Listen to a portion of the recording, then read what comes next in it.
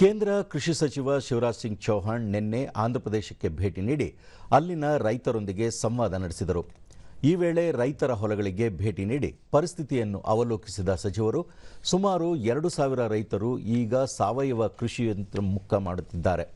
ಒಣಭೂಮಿಗಳು ಬಹಳ ಕಡಿಮೆ ಇಳುವರಿ ನೀಡುತ್ತಿವೆ. ಆದರೆ ಸೂಕ್ತ ಸಾವಯವ ಕೃಷಿ ವಿಧಾನದಿಂದ ಬಂಜರು ಮಣ್ಣು ಕೂಡ ಚಿನ್ನವಾಗಿ ಬದಲಾಗಬಹುದು ಎಂದರು. ಬೀಜಾಮೃತ ತಯಾರಿಸಲು ಹಸುವಿನ ಸಗಣಿ ಮತ್ತು ಹಸುವಿನ ಗಂಜಳವನ್ನು ಬಳಸುತ್ತಾರೆ. ಅವರ ಹೊಲದಲ್ಲಿ ಬೇವಿನ ಮರವೂ ಇದೆ. ಆದ್ದರಿಂದ ಅವರು ನೀಮಾಸ್ತ್ರ ನೈಸರ್ಗಿಕ ಕೀಟನಾಶಕ ತಯಾರಿಸುತ್ತಾರೆ. ಇವು ಅವರ ಕೃಷಿಯ ಹಿಂದಿನ ನಿಜವಾದ ಶಕ್ತಿಗಳಾಗಿವೆ ಎಂದು ತಿಳಿಸಿದರು. स्तर पर चाहिए और दूसरा फोकस चाहिए ब्यूरोक्रेसी का.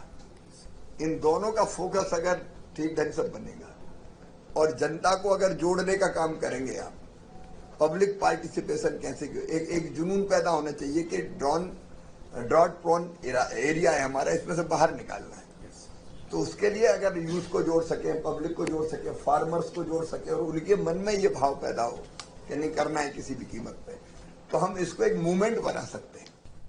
So that is the kind of faith and aspiration. ಬಳಿಕ ಅವರು ಸತ್ಯಸಾಯಿ ಜಿಲ್ಲೆಯ ಪುಟ್ಟಪರ್ತಿಯಲ್ಲಿರುವ ಸ್ವಸಹಾಯ ಗುಂಪಿನ ಸದಸ್ಯರೊಂದಿಗೆ ಸಂವಾದ ನಡೆಸಿ ಅವರ ಸಮಸ್ಯೆಗಳನ್ನು ಆಲಿಸಿದರು.